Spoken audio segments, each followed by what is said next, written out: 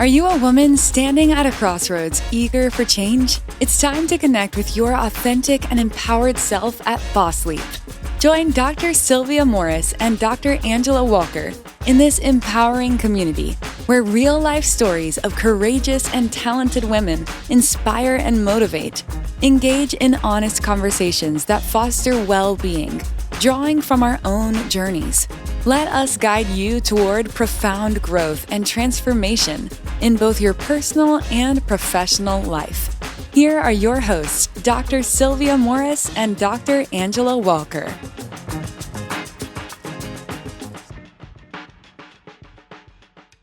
Welcome to Boss Leap. My name is Dr. Sylvia Morris, and I'm here with my co-host, Dr. Angela Walker. And today we talked to Tracey Craddock, a financial consultant. We talked about impulse buying and the importance of betting on yourself and positive affirmations and really staying positive. So Angela, before we get into our conversation with Tracey that was full of gems, do you have an impulse buy that you want to share? I know that's more my thing because I do like a little bit of retail therapy, but impulse buy. Yeah, I don't think my impulse buys are typically like really high ticket per se. Now, if you're talking to 20-year-old Angela, then yes, it would be a high ticket. But on things, not necessarily. But if I see a great suit and it's typically a pantsuit, that you do that wear can a good pantsuit. Thank you. I love a good pantsuit. I've always, just been more comfortable. And what I realized over the years is that a good one will last you forever. Mm-hmm. Well, maybe not forever, but will last you a really long time. And so for me, it's an investment. And definitely now, speaking and doing what I'm doing, it's an investment. But yeah, I'm not a gadget person. I know I love to admire y'all's purses and that sort of thing. But yes, and I think that's it for me. I can't think of anything else that I see it and I'm like, okay, no, yes, this is what I want and have to make it happen. So how about you? I think mine are shoes, and hear me out. You've got a good very shoe logical. game. Because I wear a size 11 or 41 or 42, however you look at that, European sizes.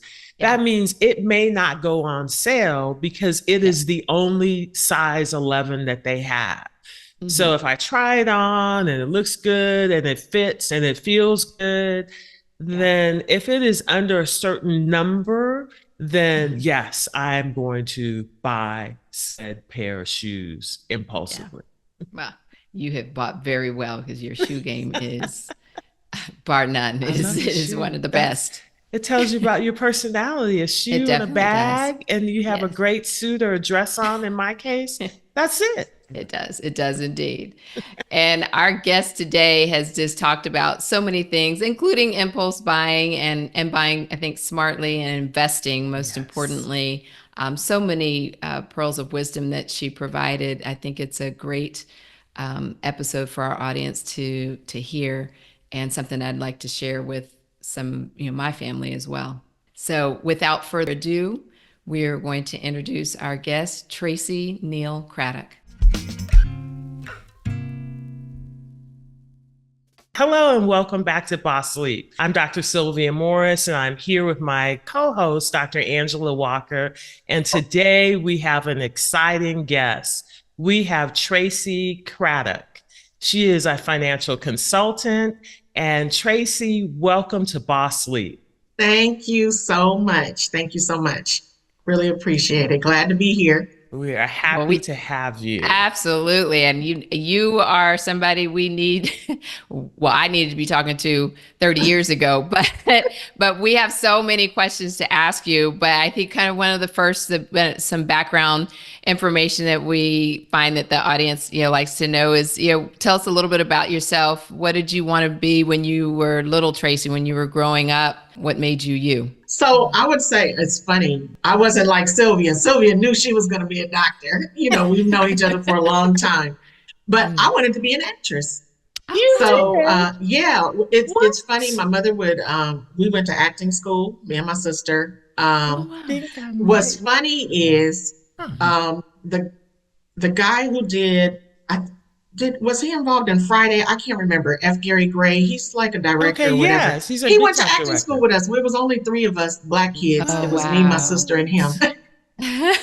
So I said if I Wow. ever met him, I would remind him of that because, I know he would remember. But anyway, Yeah. that's what I wanted to do. But fast forward in my life, of course, that did not happen. I did plays and stuff like that, but that was about it. But it wasn't until I would say like middle school, I always liked numbers. I was good at numbers, horrible at reading and writing papers and all that, but I was really good at numbers. So when I went to college, didn't finish, but when I went to college, my background was accounting. I was like, oh, I'm going to be an accountant because I love numbers. But then found out real quick, I was like, this is so boring.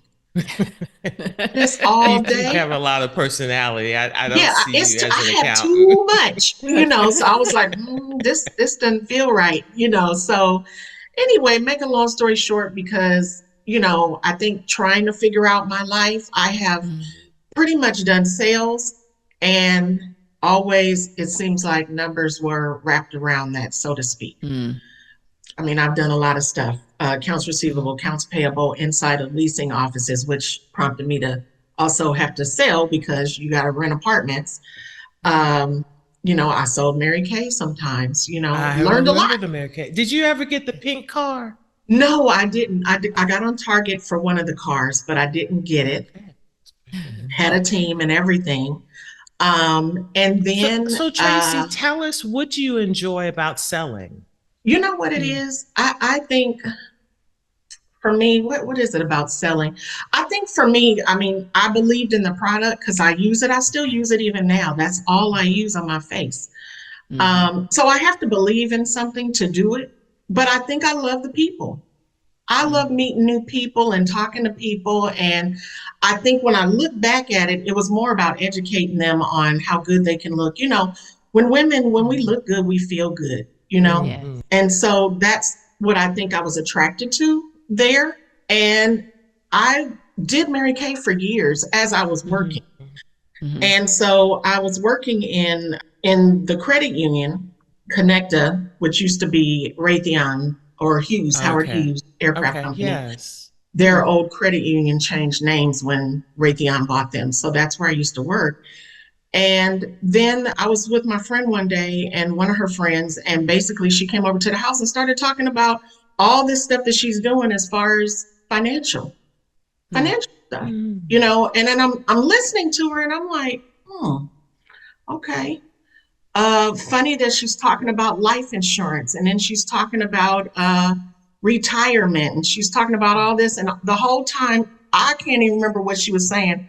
I was more focused on I could do what she's doing. That's where my focus was. I was like, it's not difficult.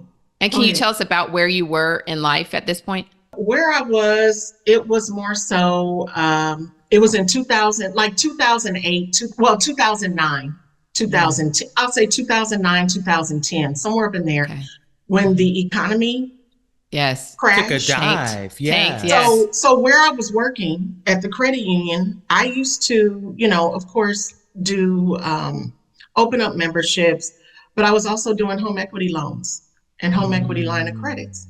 Wow. Well, guess what? And I got bonuses. So really quickly with sales, I realized I can make the money I want to make if I'm in sales because of the commissions or the bonuses, right? Yes. So when 2008 hit, guess what happened? My money took a dive because literally in one day they were like, we've cut all the home equities and home equity lines of credits off. I couldn't sell them anymore. So now I'm living off of a salary. A base salary. Which was not why I started that job Doing anyway. that. So, I was in my mind, I was like, I got to do something else. I was selling Mary Kay a little bit more, but when my friend's friend came over talking about what she was talking about, I was like, ding, ding, ding, numbers. And so, Tracey, a couple questions come to mind. I am wondering, it sounds like to me you were kind of primed to make a pivot, or what we would call a leap. So can you kind of go into the thought process around how you knew you were ready to make the leap? And then what was it about what your friend was saying about kind of finances that said, oh, you know what, this is for me and I can do this? Yeah. So I don't know what was in me, honestly. I just know that I kept saying in my head, she didn't know it. I was like, I can do this. You know what I mean? So I think honestly, the pivot was I needed some extra money. Okay. I needed more money. Practicality. So to me, anytime, I might have wanted to move, but that's what I needed to hear to move, so I think I was open, obviously. So I think when it is time to pivot, sometimes I truly believe that God gives us different ways to get out of situations or to find another means for a different situation. So in that, the ironic thing, I think when I look back at it, when she was talking, maybe 2 weeks prior to that, one of the managers at Connecta came up. I don't know if I should say Connecta. It doesn't matter. I don't work there anymore. But anyway, at the credit union, he came over and he said, hey, how would you like to get your life and health license? And then she comes over to the house talking the same stuff. Right. So it was almost like, and that's to sell life insurance and health insurance. To sell life insurance it allows you to not put money under management, because I would need a Series 6 or 63 or something like that. But it also allows us to move money and rollovers and stuff, but put it in safe vehicles where you're not going to lose a dime. Okay. So I can do that, you know what I mean, with the license that I have. And can I interrupt you really quick so I understand? You can do that independent of working for a bank or an institution now that you have that license? Yes. Okay. Or working for a like brokerage house. Yeah, brokerage house or something like that. Okay. And so and I didn't know that. I didn't know that until she came over. And neither did I. Okay. Same. Right. Okay. So, tell us, just for our listeners and for me too, exactly what kind of the licensing is called. And I don't know if it's dependent upon the state, but tell us what that is, just in case there's someone who wants to do it. It's pretty universal. So it's a life and health license. I mean, that's what they call it in California. Okay. In Georgia is called life, accident, and sickness. Accident, health. It's all the same. And you take an exam, or take classes? I already took mine in California. All I have to do is just continue in my education. Okay. I have to do a certain amount of hours, in order, just like you guys are certified. I have to be certified, so to speak. Yeah. Yes. And then you pay the fees every 2 years and you can keep your license. And I'm licensed in, North Carolina, Georgia, California, and Texas. Okay. Wow. So I do business in all those places. And so I make a long story short with going back to that. The credit union paid for my license. Because see, I ain't no dummy either. I let them pay for it. Exactly. But then I was like, I can't really go up under anybody else and work the business while I'm working at the credit union. So when you talk about pivoting, I had to make a decision. Am I going to bet on myself and learn this business, or am I going to stay with this credit union?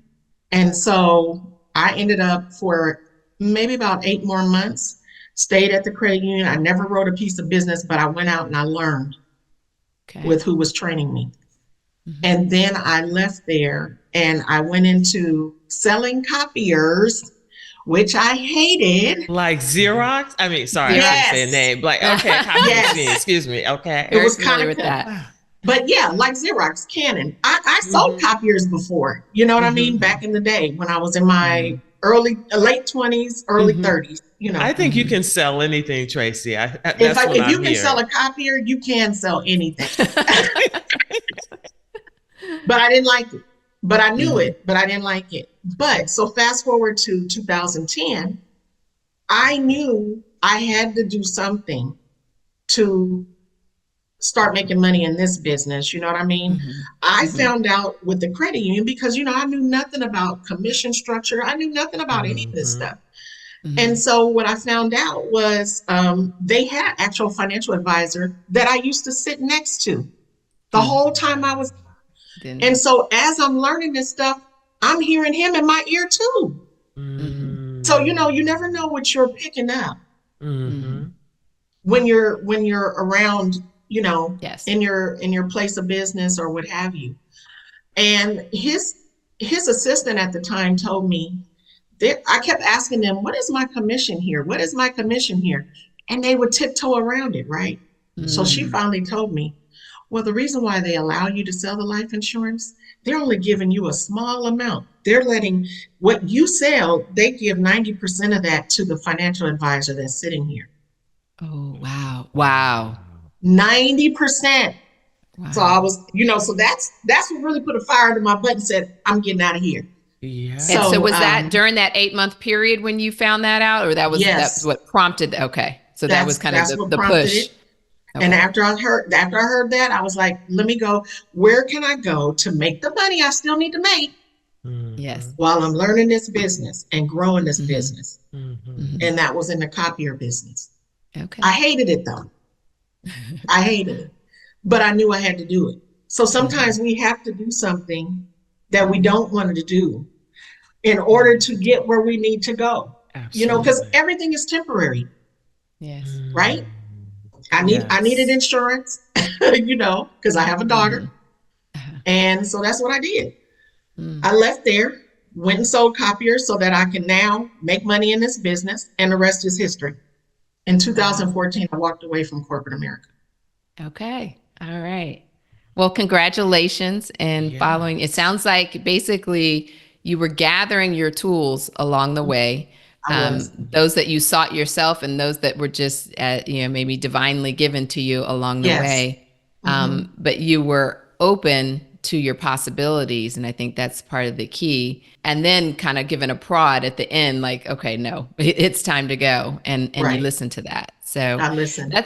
And so from an entrepreneur standpoint, any advice that you would, or lessons that this has taught you along the way, maybe that you would do differently, or perhaps, you know, just advice that you'd give to somebody that helped you? Well, I would have had a little bit more in the bank saved before I took that boss leap. Love it. Because I struggled for years. I struggled. But I'm okay now. You know what I mean? So I would say make sure you have enough in your toolbox so that you can pay your bills for at least a year. Okay. You know, I didn't have a year. I probably had 4 months, 4 or 5 months. I just knew I had to get out of there and bet on myself. But don't be afraid to bet on yourself. What is the worst that can happen? Because that's what I had to look at. What is the worst that can happen if this does not work out? Guess what I can go do? Go get another job. I probably wouldn't have done that, but I know something in sales I would have done, you know. And don't be afraid, you know, there's going to be people around you that might tell you negative stuff, you know, based on their fears or just being a little bit of haters. You know, I had a manager, my last day at work there at the copier company, he told me, oh, you're going to go do that? I have a friend that's doing that. That's too hard. You'll be back. Oh, not good luck, or no, I wish you well, or if you need to come back, you know, we have a spot for you. You're excellent. Okay. All right. Well, we can just send him a copy of today's. He's not even worthy of it. And truth be told, people that I used to work with that probably still deal with him or talk to him, they probably already told him. But I just looked him in the eye. I was like, oh, I'll never be back. I'll never be back. But you're going to have people that do that. You know, I think most people that are around us want to see the best for us, but there are some like him that don't. Yeah. There was another lady at the job that basically told somebody, don't work with me. She doesn't know what she's doing. I had never worked with that lady. So, you know, I'm just saying, you know, when those are people that probably feel stuck where they are and they're not, they don't have the confidence to go out and do what they really want to do. Absolutely. And if they can't imagine it for themselves, then they can't imagine it for you. And the one thing that I did hear early on is that you were able to imagine it for yourself because you saw the other woman and you heard what she had to say. And she's like, if she can do it, then I can do it. So sometimes it's just being able to see that one person or hear that one person, and hence, you know, Boss Sleep, if we can hear that story of that one person that's doing what we want to do. So thank you for sharing that. You know, education to me, I think for me was in middle class, you know, growing up in the middle class arena, our parents only, they had a pension, most of them, you know what I mean? Maybe it's in a savings account. And a savings account. So they didn't know any of this stuff. They didn't know they could have tax-free retirement. I can help you with that. They didn't know that there's more to life insurance except leaving your beneficiary money. But yet you can utilize it too while you're living. They didn't know that. I didn't know that. How many of us know that? Exactly. And this is what the wealthy people do. Exactly. But so this is a perfect segue. So could you talk about financial literacy and why that's important, in particular for women? So, I mean, it is important for women because a lot of us are single. A lot of us are first-time high income earners in our family. And we don't really know what to do because nobody's ever taught us. So, for example, tell me, because both of you guys are doctors, right? Oh, is this a quiz? Yes. Oh, no, I'm not ready. This is not a quiz. No, not a quiz. It's not a quiz. Get my pen and paper ready. How many times you went in your bank as a woman, as a Black woman, and somebody from the other side that is the financial advisor walked up to you and said, hey, can I talk to you? Yes. Has that ever happened to you? Are you Yes. kidding me? Okay. Yes. Has that happened to you, Sylvia? Never happened. They profiled me. They were like, "Oh, well, no." not early on, but now when they see, you know, if I have something in the bank account, that's when it has happened, not before then. Okay, no, not talking about that. I'm talking about you coming in and standing in line. No. You know, I was in a room of 50 some women. Do you know only 2 women rose their hand and said yes? While they were standing in line, the person came to them. Black Do you know how women? many times I've been in line? Because I observe everything. This man told me I need to be a police officer because I see everything that goes on. But I remember looking and seeing when I'm standing in line and when white men are standing in line, they come over there and talk to the white men. They don't know what they have yet. Those men were not in suits. They were just in regular clothes, but they come and talk to the white men. And you're in the bank, so you see this. You've seen it. I've seen it. Yeah.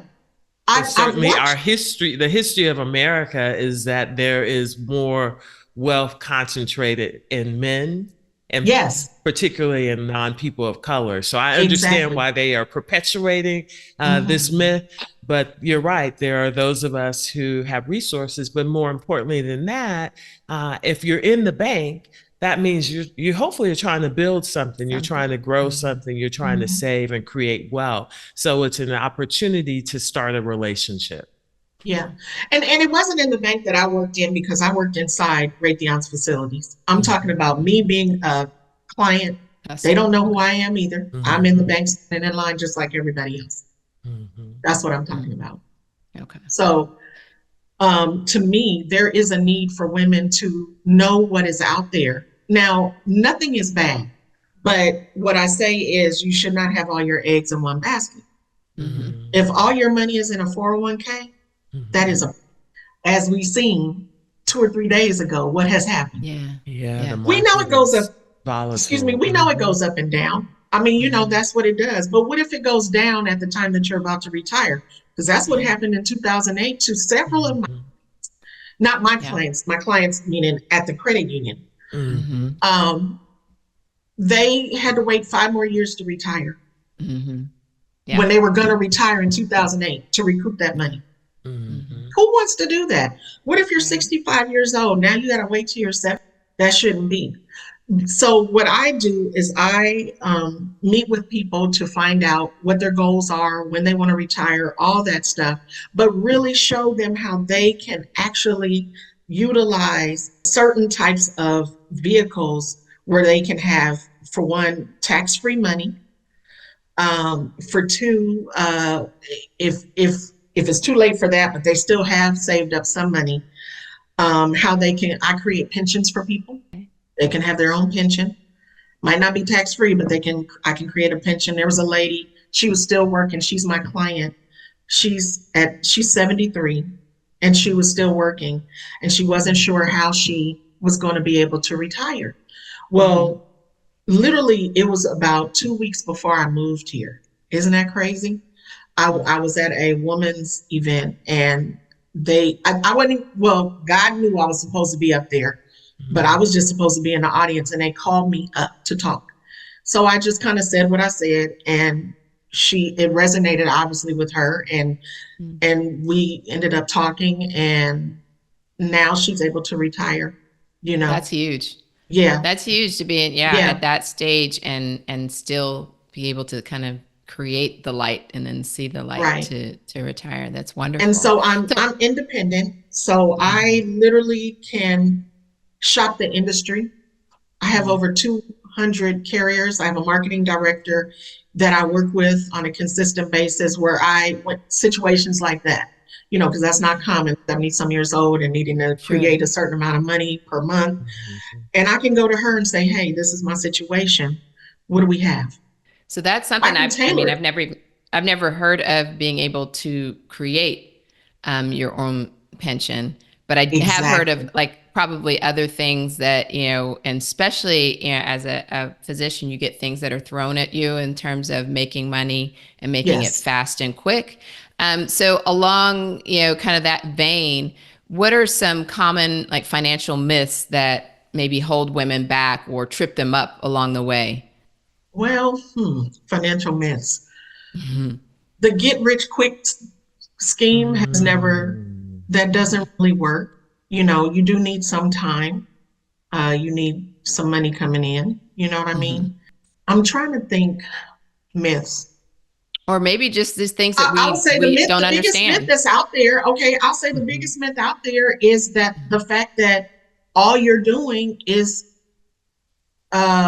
putting money in your 401k, thinking that's the only thing, because that is what a lot of us are doing, because we don't know any better, and there's more options for us. So and stop spending so much money on stupid stuff. Get that out.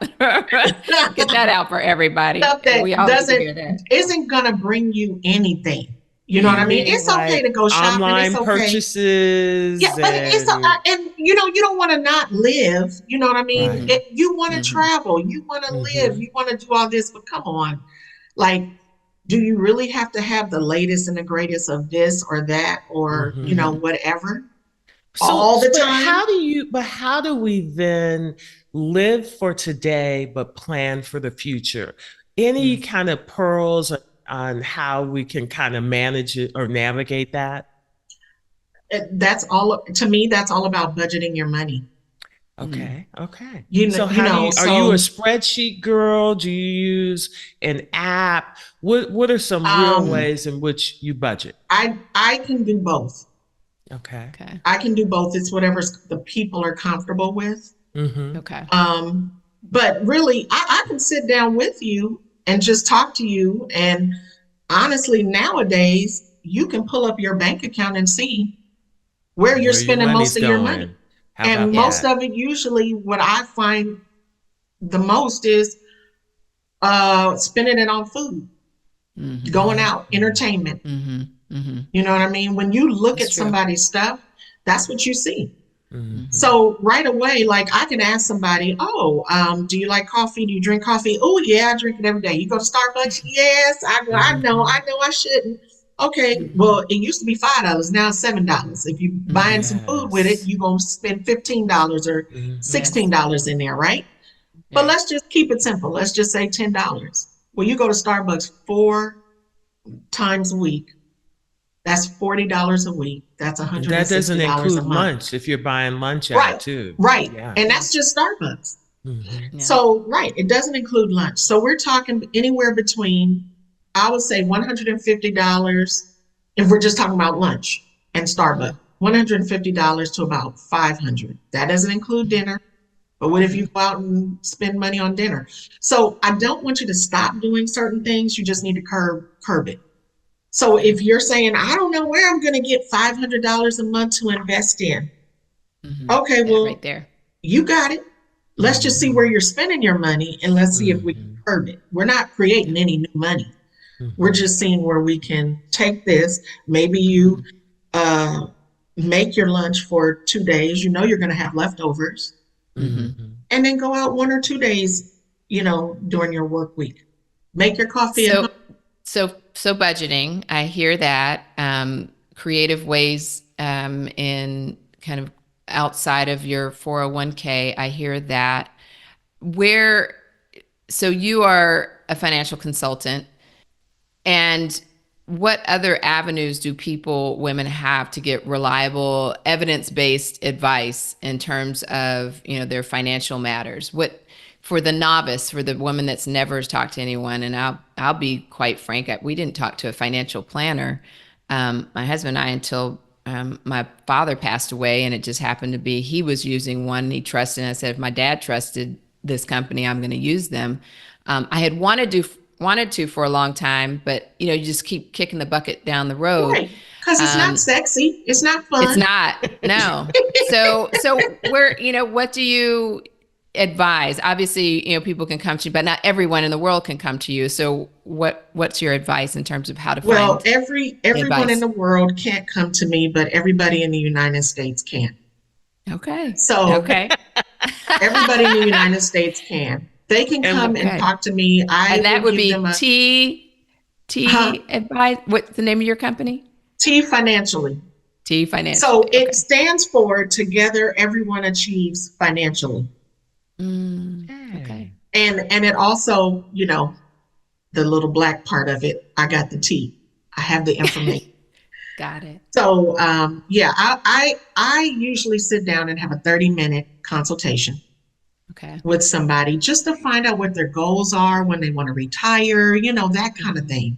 Where's their head at? What do they want to do? What does, and a lot of times the reason why it's not fun, because we're too busy working, we're not even thinking about that. Right. So when you And sit it's down with me, scary to think about it is. money and what's going to happen. And if I've bought one too many bags or shoes and can't retire or whatever, I'm kind of catastrophizing. Right. And I'm glad you said that, because catastrophizing, Catastrophizing. Mm-hmm. because it really isn't that bad most of the time. Mm. And you should start somewhere. Like pick up the phone and just call, or I have a website people can go to, What's the name of your tfinancially.com. website? Say that again. tfinancially.com. Okay. And there's one that says book now, and you can go in there and it's my Calendly, and they can book a 30-minute consultation. That's free. Just to talk. Let us see where you're at, and then you can see what I do. And then if you like it, great. We'll set up another appointment, and we will then get into talking about what your goals and stuff are. But it's foolish not to talk to anybody. Okay. So because you don't Tracey, know where you're at. That's like absolutely. like us taking you're a doctor, but you never took a test or you never practiced on anybody to know if you're going to be good at it. So just go talk to somebody. You know what I mean? It's like information is free. Information is free. You know what I mean? On your website, which I really enjoyed looking at, you had a you quote went by good. absolutely. Yes. There was a quote by Natasha Munson, and I'm going to read it so I make sure I get it correctly. Money, like emotions, is something you must control to keep your life on the right track. So could you talk about what that means to you and how that propels your business forward? So when I saw that quote, it made me think about how we as women buy on impulse.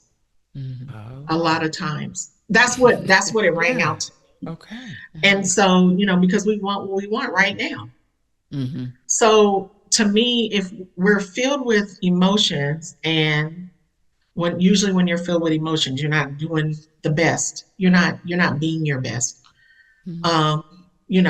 So you have to make sure that you come with a clear head, and you might not have all the answers. Go talk to somebody. I might not have all the answers, but I know what I know. You know what I mean? If you come to me late in life and you're in your late 40s and early 50s, and this is the first time that you are talking to somebody and you're really even putting money away, or you might have put a little bit away, but it's not enough. Our focus should be on tax-free retirement. Okay. Because taxes are the worst, as far as if you think about taxes and how much taxes come out even of our paychecks, right? Right. Well, when you're in retirement, you might be making a little bit less than what your income might have been. Hopefully you're not. The goal is that you're going to be making the same amount or more. But if you are, you sure as heck don't need taxes to be a burden to you as well. So can I stop you just from a practical standpoint? Can you give us a couple of examples of tax-free retirement streams of income? Where you can put your money in a place where you can end up getting pulling it out tax-free. It can earn interest. It can earn interest. They're called indexed accounts. So you can earn it mirrors the market. Is not in the market. So when the market goes up, you get some gains. When the market goes down and crashes, you don't lose anything. Does that mean that you pay the taxes up front? So that I put $5 in, I pay the taxes on the $5 now that I'm working, and then when I take it out during retirement, therefore it's tax-free. Yeah, it's basically coming from your check and your savings account, whatever. Okay. And that money has already been taxed, whatever goes in there. So yeah. Okay. Yeah. I was going to say something and I lost my train of thought. Oh, okay, real quick. So you guys think about, you have $1 million, right? We were talking about the market. You have $1 million and your money's in the market and the market went down 50%. How much money do you have? 500,000. 500,000. 500,000. You're right. Okay. 500,000. It wasn't a trick question. No, it's not. It's money. It's math. I can count money. Okay, and then what do they tell you? Don't worry about it. Your money's going to go back up again, right? Right. Don't worry about it. Keep your money here. Don't they tell you that? Okay. So you have 500,000 now. Okay, the market just went up 50%. What do you have? Well, you only have 250,000 more, so you have 750 now. You have 750,000. Okay. You have 750,000. Are you happy? No, I want the million. I'm closer to $1 million, but closer. I'm not at $1 million. Yes. But Angela said it. She wants the million. So no, she's not happy. Okay, so that's the market, right? That's where the majority of Americans have their money in 401k. That's what happens. Now, indexed accounts. When I said it mirrors the market, it's not in the market. You get some gains, but no losses. You follow me? Yes. Okay. You have $1 million. Now, in this account, let's just say hypothetically, it'll only let you, we'll do this for numbers. You can gain more, but I'm just saying easy math. Let's just say the maximum you can earn in this is 10%. Okay. That's it. 10%. So that's what we're going to go off of. Okay. So the market, you have $1 million. It's in the indexed account. You have $1 million. The market just crashed 50%. How much money you have? $1 million. You got $1 million because I like that. don't lose a dime, right? When the market crashes. Now, the market went back up 50%. You maxed out at 10%. 10%. 10%. Yeah, 1.1. That is how it works. Okay. Are you happy? I am. Yeah. Okay. You didn't lose a dime, but you ended up, so in the same scenario, you got stock market here where you have 750,000, but over here you have 1.1. That's the difference. I'm not saying it's bad. Stock market is not bad. You know, 401ks are not bad. I'm just saying don't have all your money there. It's another avenue. Okay. It's another avenue. And that's called an indexed account? Indexing accounts. Indexing accounts. Interesting. So Tracey, now that you have all of this knowledge and you have really high financial literacy and you're teaching others, what advice would you have given to 22-year-old Tracey? First of all, I probably would have stayed in school. So I didn't have to go through the life lessons that I went through. You wouldn't be the person you but I are wouldn't now. be where I was today. So, you know, but I think I still would have, you know, focused a little bit more. But I think I would have said, you know, do better with your money. I was one of those that I just wanted to have fun. You know, Cyndi Lauper song. Girls just want to have fun. I had a ball in my 20s. I had so much fun, but I didn't save any money. So I really would have been wiser with my money. And, you know, had I known what I know now, I would probably be sitting on a lot more tax-free income than what I have. Can I ask you a question? So I find this to be a fascinating point because I think there are a lot of us. I worked when I first came out of college for 1.5 years and had a 401k, and it was with Merck. Back then it was Merck Sharp and Dome. So if I had just kept that money there, I mean, I wouldn't have had to do anything. But I know that lesson now. I took the money out. And then never, you know, it wasn't until after medical school and residency where I'm doing a 401k. So I guess, and I'll let you finish your thought, but my thought is it's easy for us to say, I wish I had done this when I was in my 20s. Are you involved with any projects or teaching, I guess, mechanisms?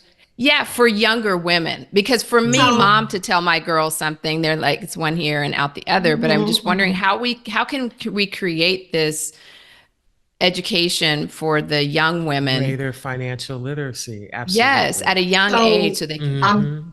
I'm glad you asked that. I'm in the process now. You know, I just got here last year in May.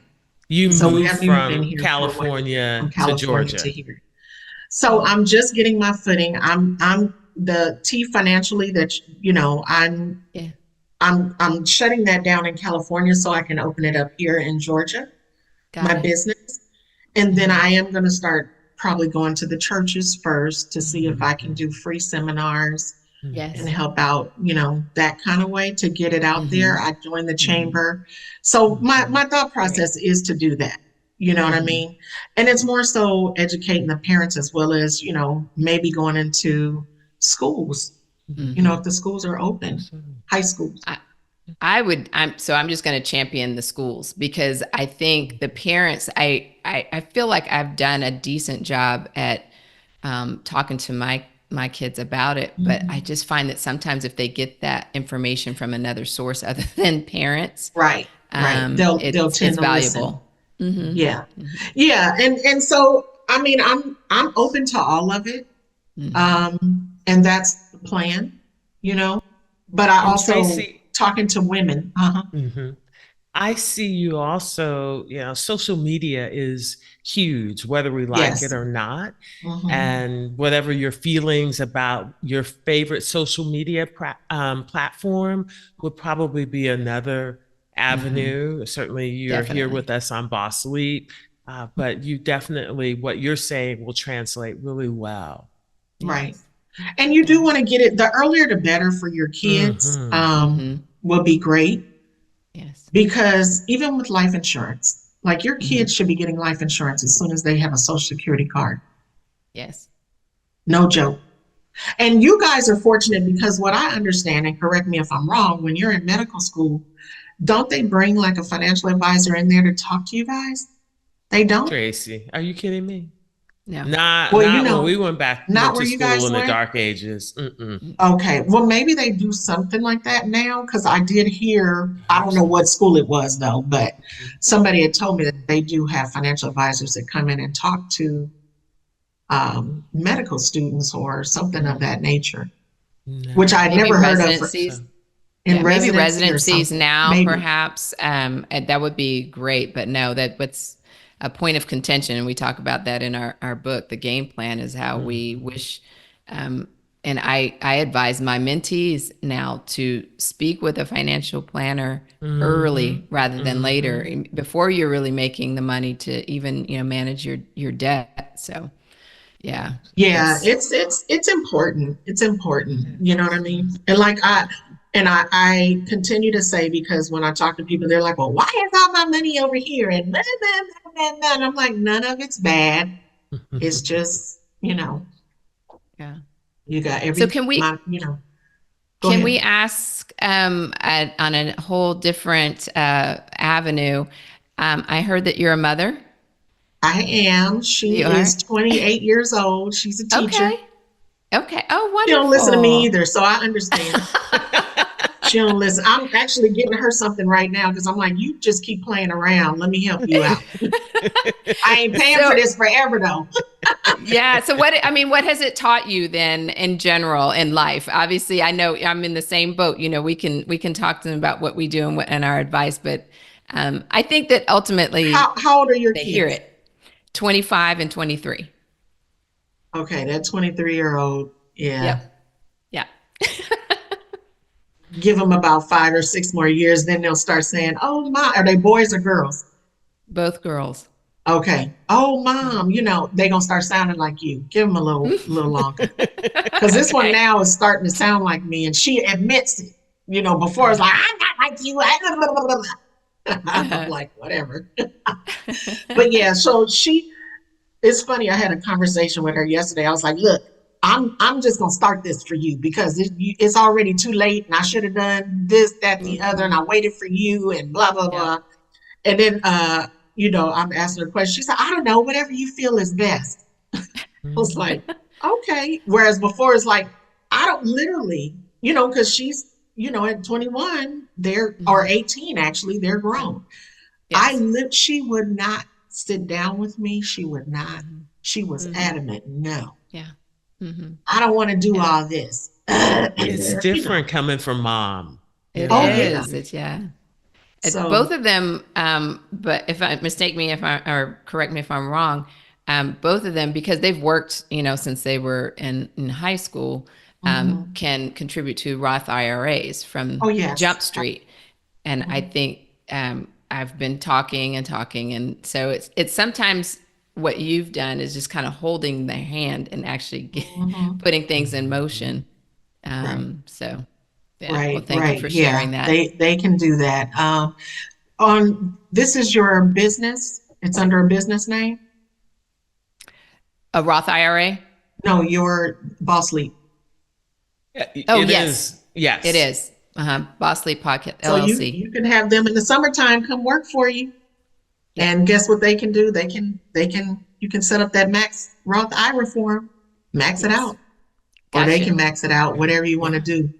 That's your business. I'm a proponent of them I'm a proponent of them maxing it out. But yeah, I do reckon, now being at this stage in life, I recognize, like I said, I wish I had kept at least the 401k. It wouldn't have been a whole lot in there until I was making money, but and I'm going to tell you like this too. Just know when you're at a job, sometimes when you leave the job, guess what? It doesn't stay in the regular 401k that you had it in. They put it over in another another type of vehicle, even though it's with the same company, because they're not benefiting from it anymore. So remember, with the 401k, the only reason why companies allow us to put money in it, which is pre-tax, because guess who gets the benefit of that? The company. Mm-hmm. Once you leave, they don't have that tax benefit anymore. But once you leave, isn't it really important to roll it over? Yes. So you never keep your money anywhere. You move it. Yep. Yeah. You never keep your money anywhere you're not. Because a lot of times what the companies... I love that one. Keep your money with you. Yes, you take your money with you, because a lot of times the companies have, they have the one that they contribute to. And then as soon as you leave, your money goes over here. It's still with the same company, but it's over here. You don't know what it's doing. Huh. You're not getting no benefit. Interesting. That's really useful. So prime example, one of my clients, she's young, so she's just starting out, but she ended up leaving her other job. She just rolled over some money. She's only like 32, 33, but she had about, I don't know, $60,000. She rolled that over literally in 7 days. This just happened. She had 63,000 in there. When we called back 6 or 7 days later, that account went down almost $5,000. That fast. Is that because they weren't managing it in the same way? No, they weren't. They used to before. Yeah. So she was like, "What?" I was like, that worked really good in my favor, because I was like, see, I'm telling you, this is what happens. So she was like, "Oh yeah, let's get it out of here." There's probably some market losses too, if it's been I'm sure it was. So. But the point is that if she took it with her and maybe had it somewhere else, that wouldn't have happened. Yeah. Keeping your eye on your money. Yep. Okay. Yeah. We don't want to keep our purse on the floor either. We want to keep our money. Exactly. Well, if that's what you believe, I'm not with the superstition. Sylvia, definitely. I can't never put my purse on the ground around Sylvia. Right. Grandma told me that. So Tracey, talk about what lessons you've learned as an entrepreneur. You have been dropping so many pearls. I have this nice list here as far as rolling over your 401k and betting on yourself and kind of paying attention, or I would call it ear hustling, to stuff that's going on around you. But what lessons have you learned as an entrepreneur? I would say as an entrepreneur, the hardest thing is to get out of the mindset of working for somebody. That mindset is very difficult to get out of. It's almost, for lack of a better word, I always used to joke around and say, we're picking cotton on the computer, because it is like a slave mentality. You're safe. You have this false sense of safety when you work for a company. So you have to get out of that mindset and really focus on, what can I do? I mean, really focus on yourself, and that you only have you to make this money, and whoever else you might bring into your company, scaling up or whatever. But you have to focus on yourself. You have to have things in front of you that, for me, positive affirmations and listening to positive motivational things to keep you in the mind frame of doing your own thing. Because when you first walk away from corporate America, when you have done it for so long, it is a shell shock. At least it was for me. It's not everybody, but it was for me. That was one of the hardest things to overcome. The biggest thing I can say is, you cannot go wrong betting on yourself. It's no different. And, you're betting on yourself even when you leave a job and try to get another job. That is betting on yourself, that you're capable. Like, let's say you went up for a manager position and you didn't get it with the current place you're at, but they might not see your value. This company over here might. So it's the same kind of concept. Believe in yourself, because mindset is everything. If you don't believe in yourself, you're not going to do it. You're not going to be able to do it. And I don't like the word fail. I hate that, because I don't believe that none of us fail. You know what I mean? You make mistakes and you move on. I think that's part of life. So I don't really believe in failure. Oops. It's like, oops, I ain't going to do that again. That was a little bit of a mistake, but it's Hopefully. not a failure. Even Yeah. if your business had to close down for whatever reason as an entrepreneur, because maybe it was, you didn't have the managing skills, money management skills that you maybe should have had. That's not a failure, because the bottom line is you can get up and do it again. You've already proven that. With more knowledge. With more, when you learn and grow. just don't, you learn and you grow it as you go, so. Well, Tracey, this has been awesome and so much wisdom that you've shared with our listeners. Tell us, I heard the positive affirmations, love that. Self-improvement, I think as an entrepreneur, you can't do enough of that, just to continue to keep that positive kind of part of for me, just in my spirit at all times, if I can. Tell us anything else in terms of your self-care regimen that you'd like to share with our audience. What do I do for self-care? Mine is a little corny. I love the movies, so I go to the movies. Me too. And because I love them. My husband hates it.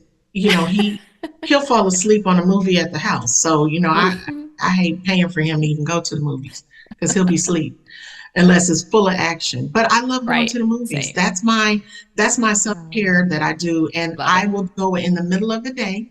I go in the middle of the day on Tuesdays. You get your popcorn? Because it's cheaper. Oh yeah, I get popcorn. Popcorn, yes. Yep. And that's one of the things I love to do. Some people, it could be as simple as, I would say this, it doesn't have to be anything extraordinary for anybody. I always believe we have to do something for ourselves, but it can be little. It could be, you love looking at magazines, but you've been too busy. So you pick up a Vogue magazine. I love it. It could be that small. It could be if you have little kids. And they always have your attention, right? You remember.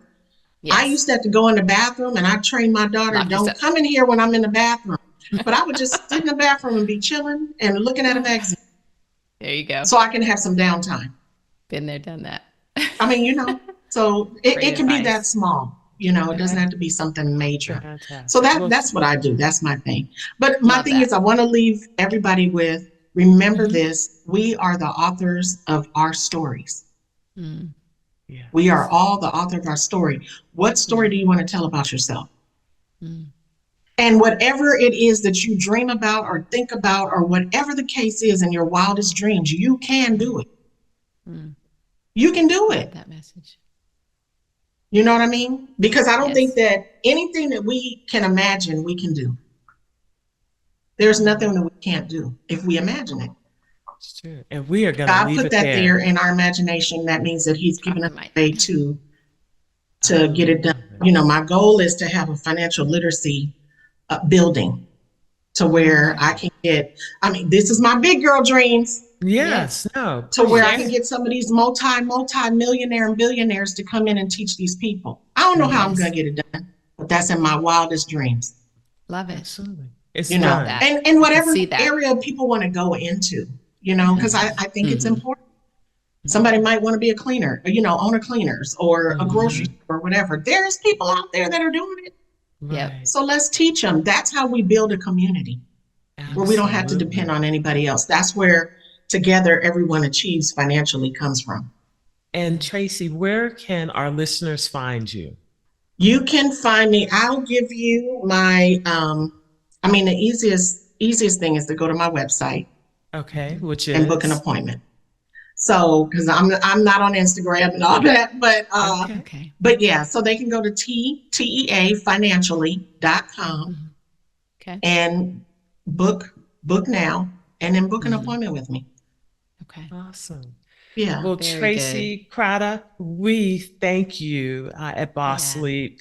This has been a fantastic conversation, and we look forward to having you back as you build your entire building for financial literacy. Yes. Absolutely. Oh, that makes me nervous, but yes, that's my big girl dream. That's exciting. That's how we grow. Yes. Well, thank you so much. It's been a pleasure. Thank you for having me. This was so much fun. I enjoyed it. Okay, Sylvia, that was absolutely amazing. I loved everything that Tracey Craddock had to say in terms of building, your financial health and wealth, and even some of the ideas that she has, for the future. Absolutely loved it. And so I think she's going to be a value add to our audience for sure. In terms of takeaways, I think so many. So many. One that I loved, which I feel like I've heard this, but we are the authors of our own stories. And to me, it's just a reminder to stay on task when, it's easy if you're involved with social media for whatever reason, whether it's marketing or just, as a hobby. But it's easy to be led down a road of someone else's life and, I'm not doing this, or, I should be doing that. But I'm the author of my own story. So I think staying focused on what my purpose is and what I, want to do, it keeps me in line with what I'm truly supposed to be doing. So I love that part. Positive affirmations, part of her, self-care. I love that. And one of mine, I've got a lot, but one of mine is I'm in control of my happiness. And that's just a reminder, no matter what's going on around you, we get to choose. You get to choose how you respond and what you take with you, throughout the day. So I hate that mindset of, you ruined my day, or, because of what you said, now I'm in a bad mood. But that's because you give away your power. Yes. That's right. Yeah, that's right. So how about you? Tell me what you got out of this today. I so enjoyed talking to Tracey, and many, many things kind of really resonated with me. And when she talked about focusing on yourself and betting on yourself, and I think we heard that several episodes previously, if I remember, with Jennifer Williams, she talked about betting on yourself, keeping an entrepreneurial mindset where your focus and believing on yourself is really the most important thing. And when she talked about how she stayed positive and affirming herself, I have a couple actually. And I think Ariana Grande has a song, Yes, and I am in the mindset of saying yes to myself, knowing that I am capable of doing whatever it is. And because that in my brain leaves the possibility of something greater that the universe has in store for me. So I say yes, and then the other one for me is just being grateful in advance. So I'm so grateful to have these conversations with you on a weekly basis. And I'm so grateful for our audience and for our guests and for our new audience members and subscribers. So those are my take homes for today. Yes, and Boss Leap. Yes, and Boss Leap travel. Yes. Yeah. Yes, and our future. So I love that. Thank you so much. Well, wonderful. I'm sure our audience has a lot of takeaways as well. And if you all have anything that you'd like to share or that you'd like to see us talk about, please let us know. bossleappodcast.com. And until we meet again, may you be well. May you be well. That's a wrap on another episode of Boss Leap. May this conversation enlighten your path toward personal growth and professional empowerment. For more thought-provoking and eye-opening discussions like this one, head to our website at bossleappodcast.com. Always remember to celebrate your wins and trust yourself. A positive mindset can push you out of your comfort zone and into far greater heights. Until next time, may you be well. Before we go, there's one more thing the lawyers have asked us to include. It's the legal language, and you know how doctors love lawyers. This podcast is presented only for educational and entertainment purposes. Although we are doctors, on this show, we are just your friends. This podcast is not intended as a substitute for the advice of your physician, professional coach, psychotherapist, or other qualified professionals. Understood? Awesome. We'll see you in the next episode.